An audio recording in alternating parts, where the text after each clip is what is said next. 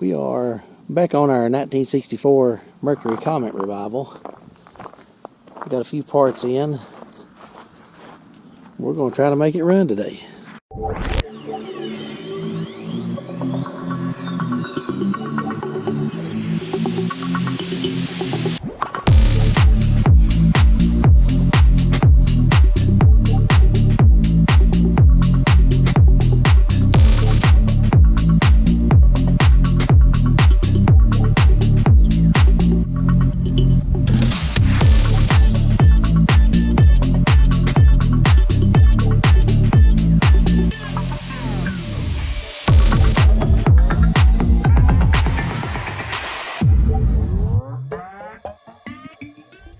Well, that's super sketchy.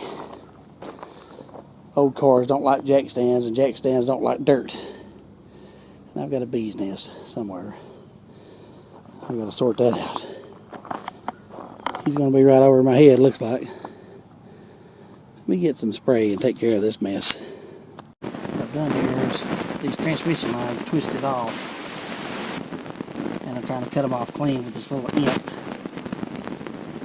But somewhere in this general vicinity, there's a whole herd of bees. I can't find them. They don't like me being here. So I'm going to have to lay more spray somewhere. I just don't know where they're at.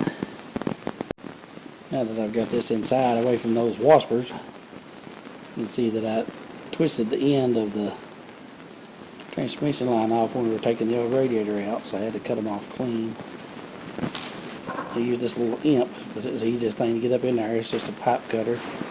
It's made for like small copper lines and brake lines and things like that. Works really good. You can use it one-handed. It doesn't take two hands. You can get those old twisted lines off of there. I had some hose here that I thought was going to work, but it's way too big. I think it's a 3/8 line. These are 1/4-inch lines. They were probably 5/16 at one time on the outside, but we just wasted away nothing. I'm going to find something that fits it. Have to look through the stash. This V8 radiator, even though it's a 6-cylinder, we're going to put this big radiator in. Who knows, we're going to put something bigger in it someday. Not LS long. Right. Put some shiny little bolts in and got the radiator in. I can't get to that one on the bottom. Maybe I can put it in when I'm underneath the car. It's underneath the battery tray. Fits nicely, even though it's not made for this. And it's got plenty of clearance on the fan, so that should be fine. I got two tiny little hoses I've got to put on, but I need to put those transmission lines on first. Looks like I need about 3 inches there. And probably a little longer than that on the other side. Probably 6 or 8 inches on that side. So let's get some hose and try to. Alright, we spliced those transmission lines. I meant to reverse those clamps, put them 2 different directions, but I already had it pressed on there. It's kind of hard to get on, so I just left it. It's not a lot of pressure. I had to order those barbs to make up the connections, but looks like everything went on there nice. Now I gotta get the radiator hoses on. They don't look bad underneath. It sure is nasty though. It's not a bad old car. Looks like it needs A-arms and ball joints and every other little piece that you could put on an old trap like this. We just want to get it running and driving though. We'll let somebody else handle the hard work. It's kind of hot out there laying right in the sun. I come in to have me a nice frosty bottle of Cumberland Gap spring water right out of the bottom of the stump. Cool off for a minute. Come in and get my radiator hoses. Go out and get them put on. I don't know if I'm going to reuse the same clamps or not. If they work alright, I'm going to use them. I got all new ones, but why change them if you don't have to? Got the new rad in. Hoses on.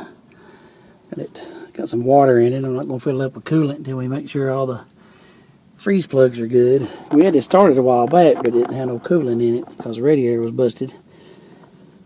And we don't know if it blue antifreeze plugs are corroded any or not.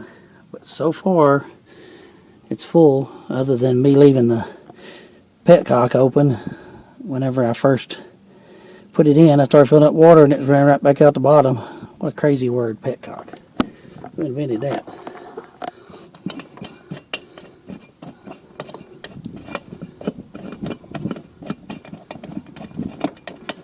Now, to make this thing run, see what it looks like in here. Oh, it's nice. I don't think there's no bees in it. Nothing in there. Hey. Looks like the choke's partially on there. Got plenty of nuts where squirrels have been up in here. I think the donut gasket might be blown too. I'm not exactly sure. Last time we tried it, the starter was locked up and I had to pick on it. I'm going to go ahead and put the lid on this for now. Before we get it running.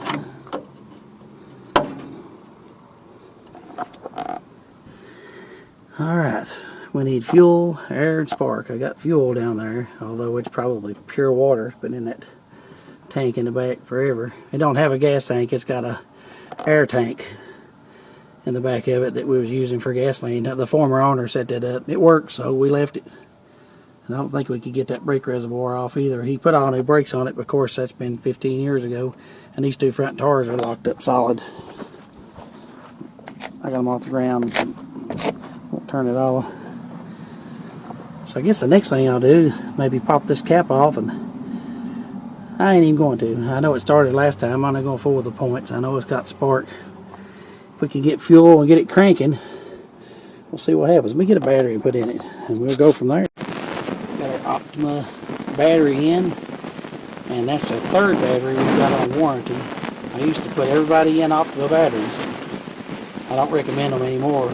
We had them in our wheelchair van. Within a year they would fail. They'd give us a new one. In less than a year it would fail. That's the strongest battery they got. And that wheelchair van demands a lot of power. And it would just kill these batteries. And we've got a store brand AutoZone battery in it now. Their top of the line AutoZone battery. It's been in there nearly 2 years. So time to step up your game, Optima. I've got the switch on there so I can crank it. I've got the original Mercury keys. I believe this is the starting key. I'm going to go ahead and put it in the ignition. Turn the key on. Fire those points up. I don't get eat up with critters. I think this is the right one. Don't go that way. Hey, it cranked. Alright. I wonder if we're getting any fuel up here at the carburetor. I know it's been a long time. I don't even know where the linkage is.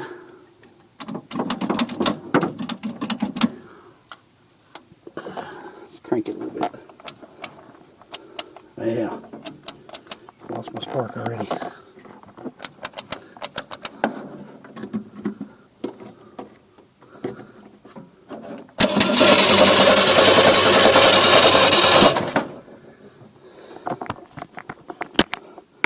Let's give it a little kiss of happiness.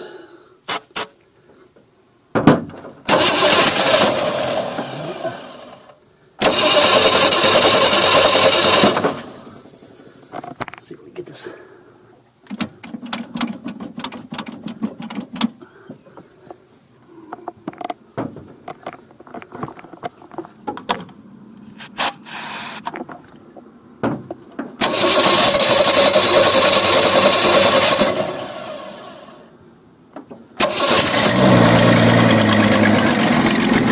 Make sure everything's in park.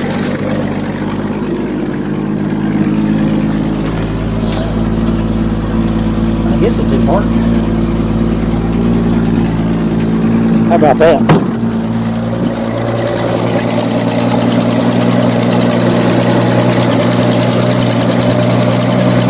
Nothing brand.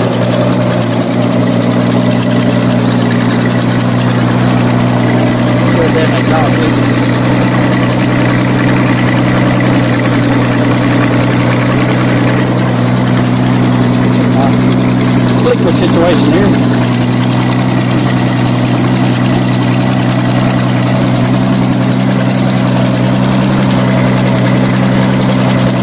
pretty amazing.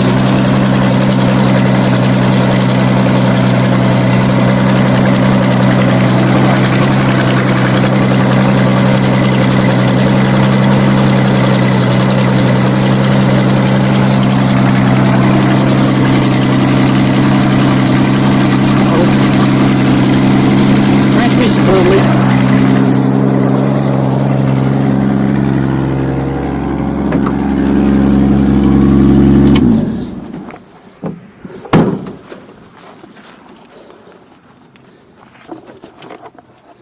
Yes, we're spraying transmission fluid everywhere. Where's it coming from? Yeah. Looks like they're both leaking.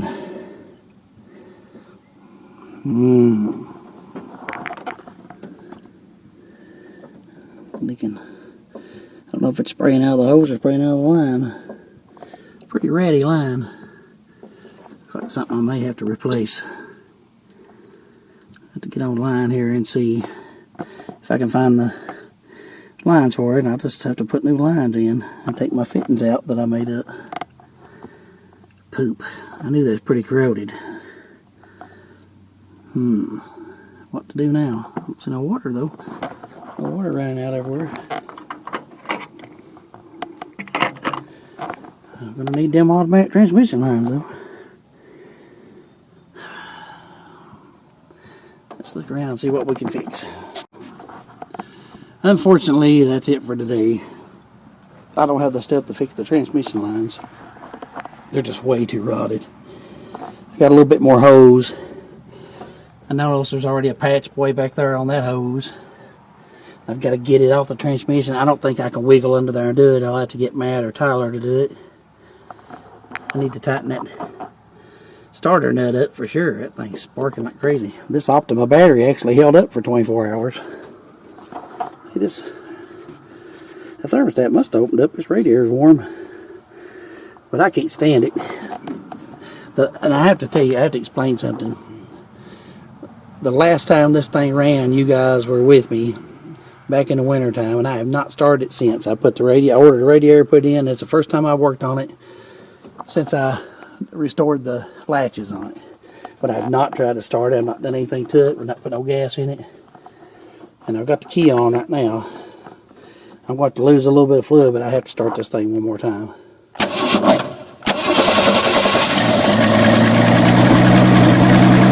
amazing.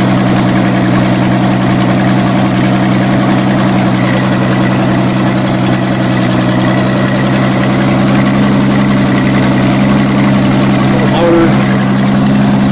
It's got a blow-by tube down there. Nothing coming out of it.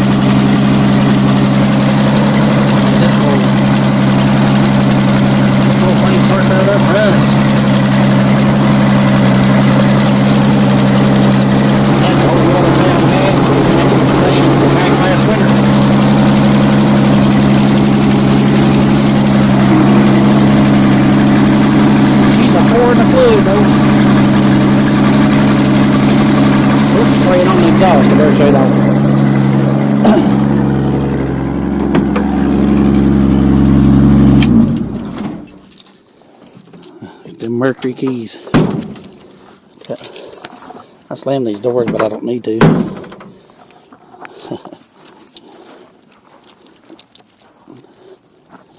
Them old Mercury keys, and I got all kinds of other keys. I have no idea what they go to. I guess they go to this. Wells Fargo.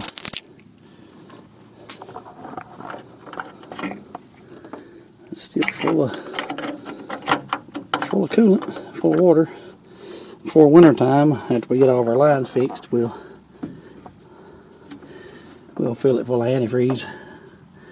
I kept antifreeze in it the whole time it set apart, but it just ran out. So what was in there was antifreeze. Man, I don't like that.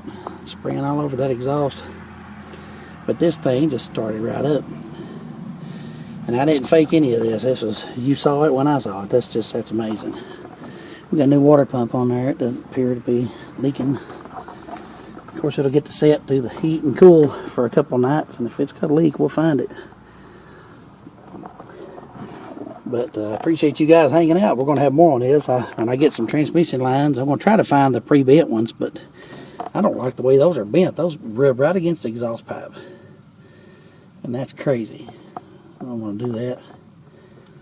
I might get the right size and just bend them myself. I'm going to have to cut the ends off up here anyway because I've got these weird stub outs on here. I hate to do that. I don't have the adapters that's supposed to go with these radiators for them to thread a compression fitting into. Those are just pipe threads, but I'm sure they have them. But oh, this starter switch, I wanted to explain that. On these Fords, I got a solenoid on the firewall, and this on the battery side, this first thing right here has an S on it. See, it has an S right here on this solenoid, and that's usually your starter wire that comes from the key. But if I'm out here wanting to start it, all I got to do is put a wire on the S and put one on the hot wire, and then use my trigger switch. They sell these. They're not really expensive, but you can when you fire this switch, it just jumps these two out. You can use a screwdriver too. I don't recommend that. That usually melts your terminals. It's hard to get your solenoid back apart, and Arkin's not good for it.